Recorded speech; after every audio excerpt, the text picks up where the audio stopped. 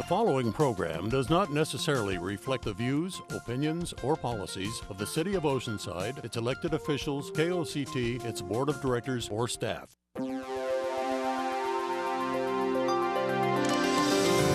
You're watching KOCT, the Oceanside Channel.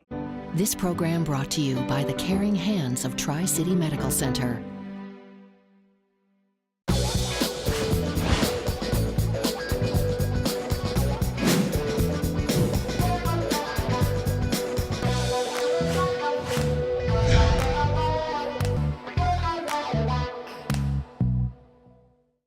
Welcome to this edition of the Voice of Oceanside. Oceanside's fire department is represented on The Voice today. We're going to do two segments. We're going to start by talking about the beach, and then we're going to go inland a little bit and talk about what's going on east of the 5. And with us today is Beach Lifeguard Sergeant Mason Turvey. That's right. Welcome. Thank you. You're expert on the show, having been here a couple of times, so I'm going to dive right into it. Alrighty. What's new at the beach? New for this year, we're just preparing for summertime, lifting our staffing levels, making sure all of our equipment's ready to go, tower maintenance, things of that nature. So we're just trying to prepare for the summertime and all the crowds that are come with it right now. So, what's your official open to summer? Is there a given day? Kind of unofficially, we run from, I guess it's Memorial Day towards the last weekend in May until Labor Day in I guess that's September. So that's really the peak of our season, with most schools being out for that time for summertime. So that's usually the bulk of our summertime. Now on the equipment side, did you guys get a new boat? We did. Last year we were fortunate enough to have the opportunity to bring back into service one of the old harbor patrol boats, and it's been an absolutely vital piece of equipment for us, especially in the southern beaches where we've had so much sand depletion over the years. So it's given us a secondary platform to be able to monitor the people and make sure that they stay safe, where otherwise we wouldn't be able to have access to, because we can't drive the trucks down there and there's no room for towers. So. Okay. And on the sand depletion issue, the dredging and sand replenishment has started, correct? Yes, they just started, I believe it was the 16th of May, and they should be pumping for I think roughly 2 weeks, and hopefully they'll be moving down south, starting at the South Jetty, and then having different points where they're going to expel the sand over that period and hopefully bring back some of the beach for people to enjoy. Okay, and so by the time this show is aired, that's probably going to be done. If it's 2 weeks, is that a pretty firm date? Yeah, well, okay. Roughly, as long as they don't run into any big problems with the equipment and stuff, but yeah. Okay. Another thing that is new, is there a new kids' playground? Or renovated? I believe it's supposed to be renovated. It's currently the one, if I know the one you're talking about, on the south side of the pier. It's still currently not for use, and I think that their plan was to have it operational by the summer of 2012, but currently right now it's not. Not right this minute. Yeah. Okay. Let's just turn those kids away then.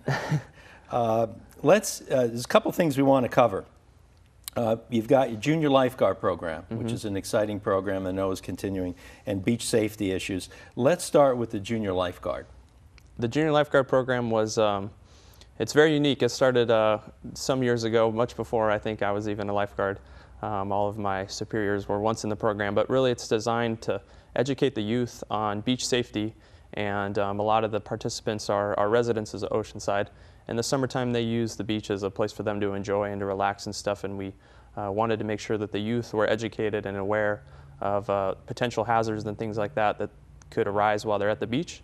So we saw a good opportunity to be able to educate them and talk to them, and then hopefully when they're not with us, they're able to talk to their parents or talk to other people that they know and stuff. So the junior lifeguard program is the common precursor to actually becoming a lifeguard. But it's also a program that's good for people who don't have that as their final intent, just to learn about beach safety. Absolutely, yeah. We gear the program. It's designed for kids between the ages of 9 and 17. And I would say roughly upwards of 90% of our staff has been in a junior lifeguard program at one point or another. And obviously not everybody in the program, like you said, turns out to be lifeguards. But nonetheless, it's good information to be provided to them, especially if they're going to be at the beach. Teaching them about rip currents and some basic first aid information, and we like to have fun with them too, more than anything, because they're kids. So.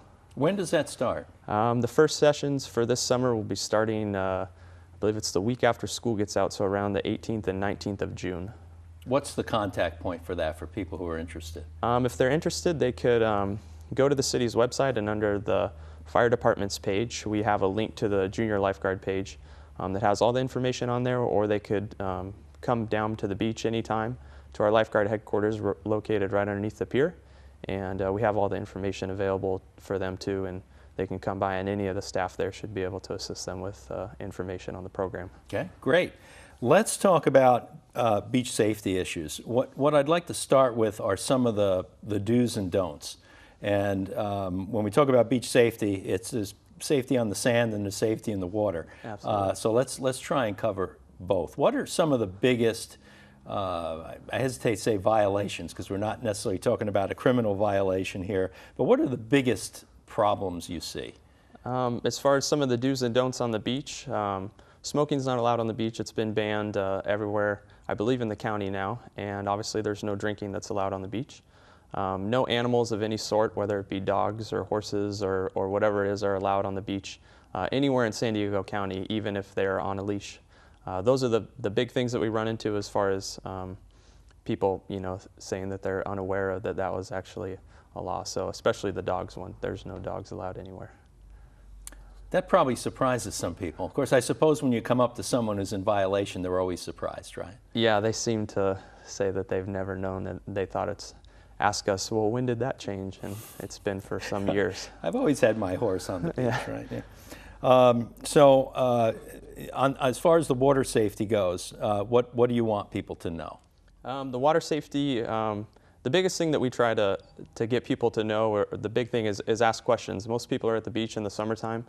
We have lifeguards there that are there to serve the people and help the people. So if you're coming up to a beach where you're not familiar with, or you're unsure, or feel uncomfortable about the ocean, go to the lifeguard and ask them questions. Ask them where they should be swimming, where they shouldn't be swimming, where's a good place for them to set their stuff up, what the tides are doing, and if there's any other potentially dangerous areas that they could fall into. I'm guessing that the actual answers to those questions are variable. In other words, the beach changes on a daily, if not hourly basis. So I'm assuming you're encouraging people to check even if they have some familiarity with the area, right? Absolutely, yeah. The beach is a very dynamic environment, and it is always changing. But we encourage, like we said, people to talk to the lifeguards. They're part of the community in Oceanside. They live there and stuff. So, and they, like I said, want to help people. So the biggest things, obviously, that we try to steer people away from are the rip currents and things like that, and the jetties, just keeping them far enough away from them so that there won't be any unnecessary risks that arise from that. Is it always true that surfers and swimmers are separated? Is that always the case when you folks are on duty? In the summertime, yeah, we set up boundary lines on all of our coastline, actually predominantly on the northern half of our coastline, and then also somewhat down to the southern beaches. But there's always a boundary anywhere that's guarded water. We try to set up a boundary or a designated area for swimmers only, and then surfers are able to use what's left for them. What is the risk involved with swimming when lifeguards are not present? Do you think that that's something that people should really pay attention to, or what's your view on that? Absolutely. I think I have an unfair bias of that, but I definitely think that if people are going to go swim in the water, it's I realize I'm preaching to the choir a Yeah. little bit on this, but still, I think it's something we ought to address, because there's the macho aspect of, I don't need anybody watching me, I'm a grown-up, and things like that. So. Yeah. Obviously, I mean, if you can swim by a lifeguard, it's encouraged. But there are people that have the knowledge and the ability to be by themselves in the water. And that's not so much what we're concerned about. It's the environmental factors and the unexpected events that happen. You could have a really great swimmer who's out in the water and all of a sudden has a really bad leg cramp and they can't swim anymore, and it's not so much their skill, it's just kind of a fluke of their body cramping up. And if they're by themselves and nobody's there to help them, then it could be potential for a disaster. So. Now, the water itself has some risks in it. Some are probably overblown, and some may not be. Let's start with the shark issue. Is that something that's ever been a serious problem in Oceanside? In or Oceanside, North County, San Diego? the shark issue, people have a lot of fears about sharks, but that's where they live, is they live in the ocean. So, we tell people that if they think that they see a shark, it's more than likely not. But for the most part, we've never had any incidents with sharks in Oceanside, to my knowledge, and the likelihood of it becoming an issue, I mean, they're out there, that's where they live, and that's, where they, spend obviously all of their time and stuff, but realistically, sharks don't want anything to do with humans. We're not part of their natural food or anything like that, so. It's good to hear. Yeah. What other fish are there that we need to look out for? Is jellyfish an issue, for example? Jellyfish, yeah, they come, it has to do more with the currents and the tides and things like that, but they definitely are in the water. At times you want to steer clear with them because they'll give you a kind of a burning sensation that looks almost like a rash. Another big issue that we have is the stingrays, which are much harder to see, if you can even see them at all, and are much, much more painful than a jellyfish sting. So. Is the stingray situation random, or is that something where you might have some knowledge and advise people it's likely today, or? Yeah, typically when the waters are warmer, we're going to have more stingrays.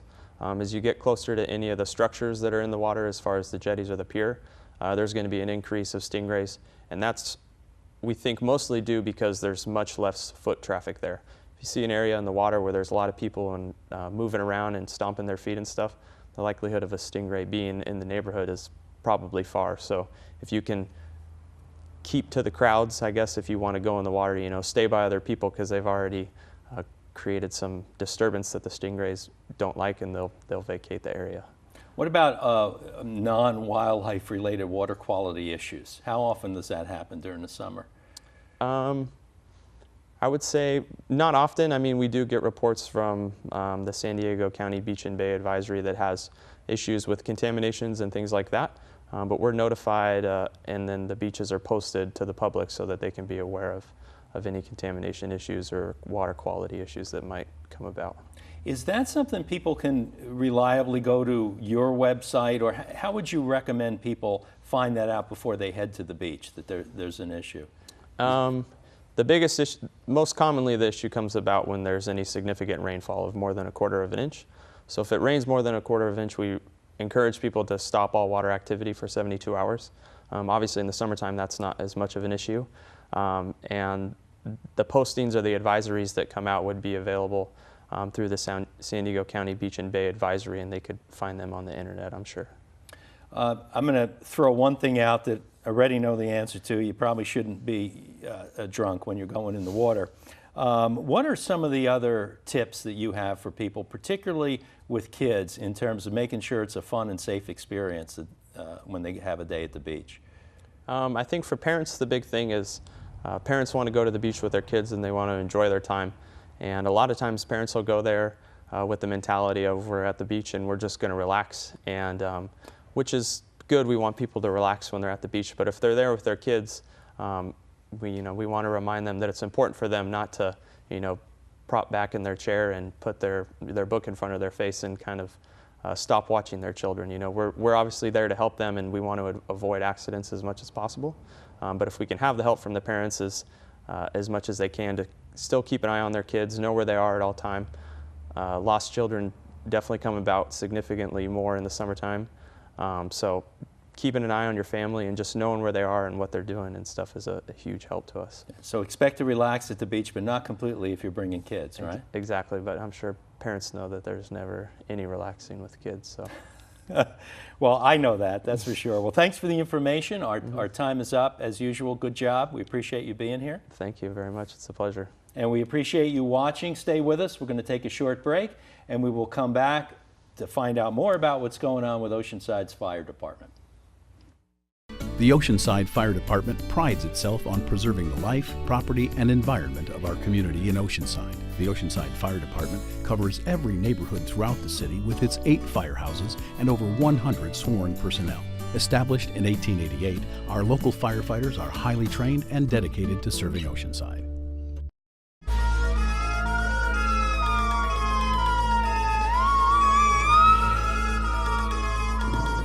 At times of emergency, it's important to be prepared, and it's best to think first about the basics of survival: fresh water, food, and shelter. Here's how to be prepared. Get a kit, make a plan, and stay informed. It's easy to assemble a basic emergency survival kit. Your kit should be ready to sustain you for at least 3 days. Your family may not be together when disaster strikes, so know how to contact one another, how to get back together, and what to do in different situations. Stay informed about emergency plans already established in your area by state and local government. Knowing what you will do during an emergency may have life-saving consequences when seconds count. Be sure to tune in to KOCT Channel 18 for Oceanside updates and Channel 19 for countywide information. Welcome back to the Voice of Oceanside. As advertised, we have Fire Chief Darryl Hebert here. Thanks, Chief. Thank you for having me. One of the things we like to check in with you on every year in California is, particularly after we've had a winter with a good amount of rain, is what's the outlook for this fire season? Well, last year we had a real small fire season, but this year with the rain brings more fuel. And the outlook is probably going to be a good fire season. Temperatures, of course, are going to warm up with the low humidities. That means that the fuel heats up, and of course any type of lightning strikes or anything else can cause a wildland fire.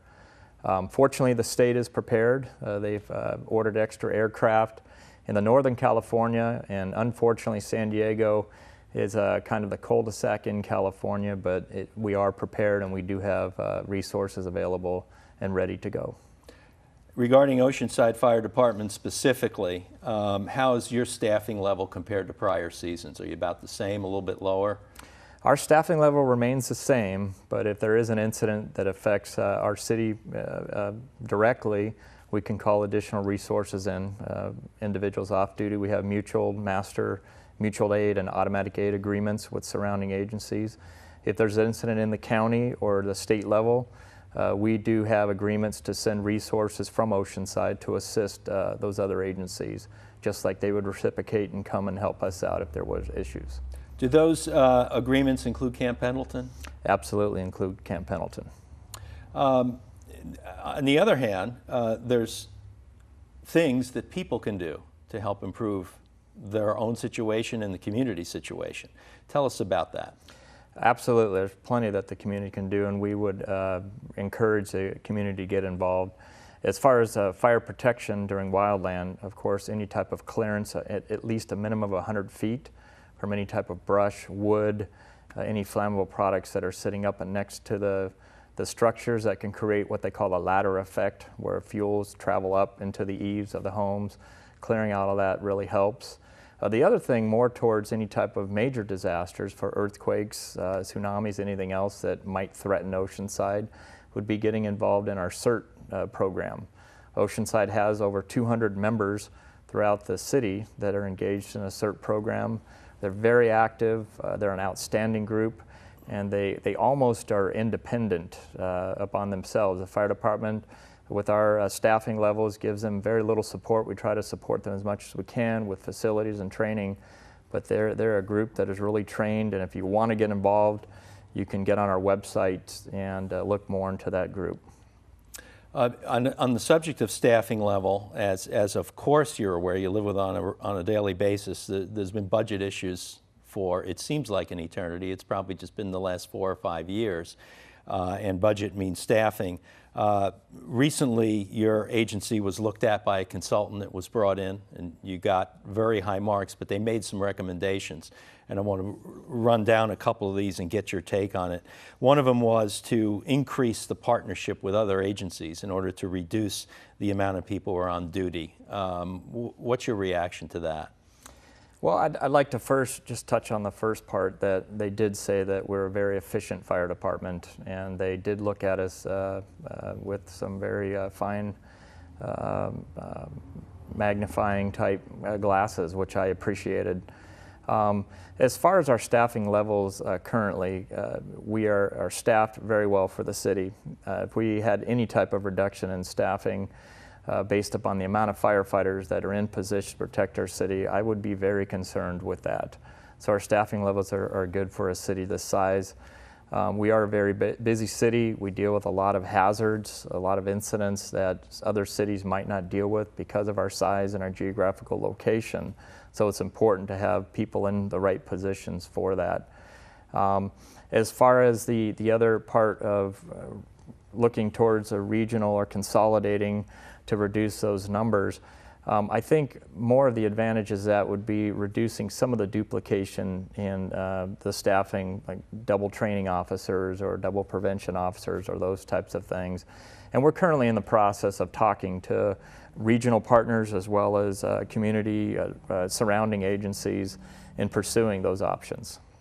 Now, Councilman Kern, after having stated that this isn't against you directly, indicated that we have 4 chiefs in North County. So that's even a very specific comment. We're talking about one administrator in particular.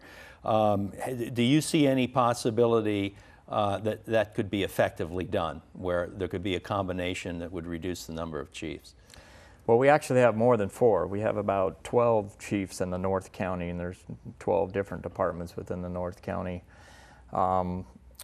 There certainly could be a reduction in the amount of chiefs, and there would have to be certain agreements that would come up. Sometimes, though, it's overcoming some of those barriers. One of them is local control. Some people don't want to give up the local control of their fire departments, and that's a huge issue. People find pride in knowing that their fire department's there to protect them. There's also resources that might have to give up. Station locations might have to give up. People get used to having a station in their neighborhoods that they know their response times are going to be good with that geographical location. So those are all the issues, and those are currently being examined with 3 of our boundary cities, Vista, North County Fire, and Carlsbad. We have actually met with all of those cities and had intimate discussions on pursuing that type of program. It takes a lot of time and a lot of meetings, and but I think at some point you'll see that it's occurring all throughout the state and the nation, and you'll see it even happen more in San Diego, in the North San Diego area. You also have responsibility for the ambulance service, and I understand that there was a recent increase in fees. Does that impact everyone, or what are the specifics on that? Yes, the ambulance fees are very complicated. However, the council did grant an approval on a fee increase at the last council meeting. That is in an effort to recover some of the costs that it costs to staff the ambulances. So there will be an impact for those that are transported to the hospital. And that ties into the issue of the possibility of a private ambulance service. What are the pluses and minuses from your standpoint of having within your department or private company? Well, as a fire chief, the way I look at it is I have to look at the overall picture of all hazards that face Oceanside. Certainly we run the majority of our calls are medical related, so having the most trained, capable professionals responding to our citizens is what I would desire as a fire chief, and I'd feel best for organizations. Now, whether could you characterize, when you say most, is it like 51%, or is it a really huge majority on a call basis that it's medical? Oh, it's probably higher. It's probably closer to 70% of our calls, if not greater than that. We do have quite a bit of other hazards in Oceanside, but medical is our primary response these days in most fire departments. That's our primary job. The private versus the fire department, my opinion is currently, with the amount of staffings that we have, we depend upon our firefighter paramedics who respond on medical also to be trained on other hazards such as hazardous materials, vehicle accidents, confined space rescue, and then of course firefighting. So losing those types of resources I would have major concern with. Now if we could shift those to the engines and have some sort of transport system, we're going to look at that, and that might be an option as well within the Oceanside Fire Department. So actually, from a public knowledge standpoint, or maybe even a public relations standpoint, the term fire department might be misleading people in a way. With so many of the calls being medical emergencies, which I'm going to assume are more time sensitive, the number of fire stations, it's really the number of medical service stations that's critical. Well, not necessarily, and there are departments that are changing their names to fire rescue or even fire EMS type service. But primarily the large loss of life occurs with fire and those types of hazards. So the reason why we have 8 stations strategically located throughout the city is to reduce those response times. When you have a fire occur, the time temperature curve of how quick that fire can spread and cause damage is really crucial. So that's why we make it an effort to get there within a matter of 6 minutes is ideal, 5 or 6 minutes, to knock that fire down the initial stage to keep it from spreading. That has the potential of causing great life loss and property loss. Given the current number of locations that you operate, are you meeting that 6-minute requirement throughout Oceanside now? On an average, yes, but there's some areas that it's of course extended out. The Morrill Hills area is one area that we have a fire station at College and North River Road. Of course, with all the growth that's gone on in the Morrill Hills area, we could probably use an additional station to the east of that. The downtown area is covered very well. Some of the eastern section of our city could, it's not quite as good as it could be with additional stations, but fortunately with the boundary drops, which involve our partners from recent communities, from Vista and our bordering communities, that also reduces our response time, and that helps out. Okay, and the boundary drop means that the nearest station could respond? Correct. Independent of who owns it, in effect? Correct. You could have a Vista engine responding to an Oceanside residence if that station is closer than an Oceanside engine, and it'd be equally trained individual that's going to take care of our residents just as well as our folks. Is that strictly based on geography, or are there, is it a more living type of situation where if a crew is on call somewhere, that the boundary drop issue comes into play?